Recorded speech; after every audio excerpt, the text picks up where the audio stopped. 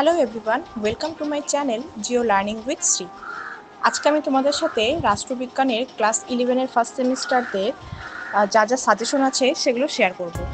তো দেখো, ফার্স্ট প্রশ্ন কি আছে, আধুনিক রাষ্ট্রচিন্তার জনক কাকে বলা হয়? এর উত্তর ম্যাকিয়াভেলিকে। পরের প্রশ্ন দেখো, রাষ্ট্রবিজ্ঞানের জনক বলা হয় কাকে? উত্তর হবে অ্যারিস্টটলকে। এরপর দেখো আছে রাষ্ট্রবিজ্ঞান হলো একটি, উত্তর হবে গতিশীল শাস্ত্র।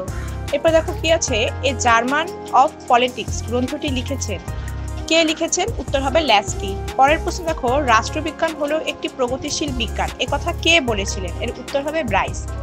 পরের প্রশ্ন দেখো, অর্থশাস্ত্র এর রচয়িতা কে ছিলেন? উত্তর হবে কৌটিল্য। পরের প্রশ্ন, রাষ্ট্রবিজ্ঞানের জনক কাকে বলা হয়? এর উত্তর হবে অ্যারিস্টটলকে। এর পরের প্রশ্ন দেখো, এ গ্রামার অফ পলিটিক্স এই গ্রন্থটি কে লিখেছেন? উত্তর হবে ল্যাস্কি। তার পরের প্রশ্ন দেখো, সিসেরোর বিখ্যাত গ্রন্থ নিচের কোনটি? এর উত্তর হবে ডে রিপাবলিকা। এর পরের প্রশ্ন, কাকে নবজাগরণের শিশু বলা হয়? উত্তর হবে ম্যাকিয়াভেলিকে। পরের প্রশ্ন দেখো, রাষ্ট্রবিজ্ঞানে নিউটন কাকে বলা হয়? উত্তর হবে ম্যাকিয়াভেলিকে। তোমরা যারা আমার চ্যানেলে নতুন তারা চ্যানেলটিকে সাবস্ক্রাইব করে দিও, আর ভিডিওটি ভালো লাগলে লাইক করে দিও। এবারে পরের প্রশ্ন দেখো, গ্রিক পলিসের মূল অর্থ কি? এর উত্তর হবে নগর রাষ্ট্র। এর পরের প্রশ্ন, প্রাচীন গ্রিসে কোন ধরনের রাষ্ট্র ছিল? উত্তর হবে নগর রাষ্ট্র। এরপরে দেখো কি প্রশ্ন আছে, মন্তেস্কুর বিখ্যাত গ্রন্থটির নাম কি? এটার উত্তর হবে দ্য স্পিরিট অফ ল।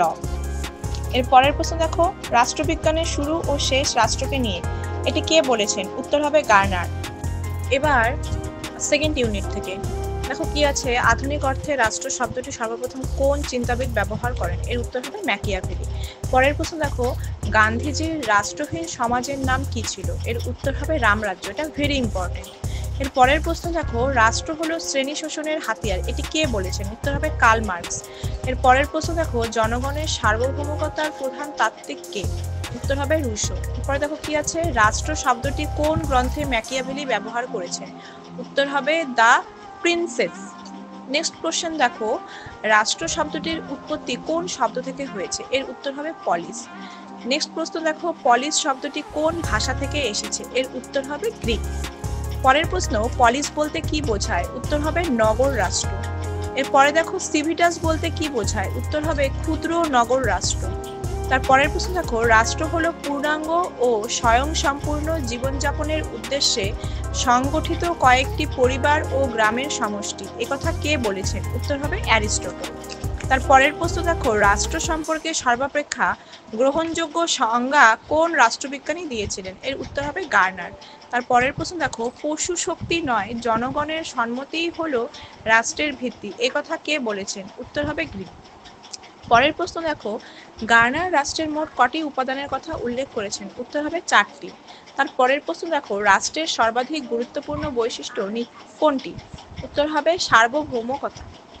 পরের প্রশ্ন দেখো, রাষ্ট্রের কোন উপাদানকে রাষ্ট্রের প্রাণ হিসেবে চিহ্নিত করা হয়? এর উত্তর হবে সার্বভৌমিকতা। থার্ড ইউনিট থেকে দেখো, ভারতে বসবাসকারী একজন ইংরেজ হলেন, উত্তর হবে বিদেশি। পরের প্রশ্ন, ভোট দেওয়ার অধিকার রয়েছে কাদের? উত্তর হবে নাগরিকদের। তারপরের প্রশ্ন দেখো, একই সময়ে একজন ব্যক্তি নাগরিক হতে পারে কয়টি দেশের? উত্তর হবে একটি দেশের। তারপরের প্রশ্ন দেখো, কোন শাসন ব্যবস্থার বৈশিষ্ট্য ছিল দ্বি-নাগরিকত্ব? উত্তর হবে রাষ্ট্রীয় শাসন ব্যবস্থা। পরের প্রশ্ন দেখো, দ্বৈত নাগরিকতা কোন দেশে প্রচলিত আছে? উত্তর হবে মার্কিন যুক্তরাষ্ট্রে। তারপরের প্রশ্ন, নাগরিকতা অর্জন করা যায় কিভাবে? উত্তর হবে জন্মসূত্রে। তারপরের প্রশ্ন, মার্কিন যুক্তরাষ্ট্রের নাগরিক রাষ্ট্রপতি হতে পারেন কেবলমাত্র কিভাবে? উত্তর হবে জন্মসূত্রে। তারপরের প্রশ্ন, ভারতীয় সংবিধানের কোন অংশে ভারতীয় নাগরিকতা সম্পর্কে আলোচনা করা হয়েছে? উত্তর হবে দ্বিতীয় অংশে।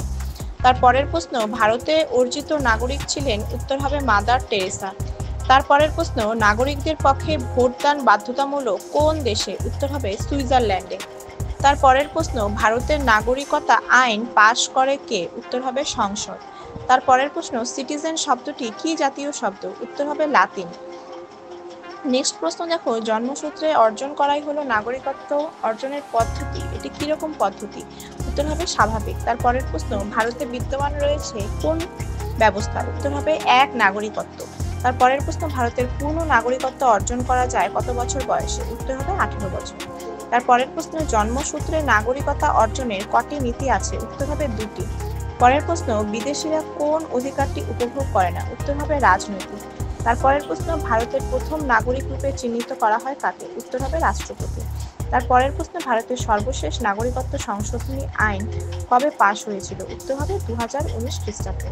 তার পরের প্রশ্ন, সাইমন কমিশন কবে ভারতে এসেছিল? উত্তর হবে 1927 খ্রিস্টাব্দে।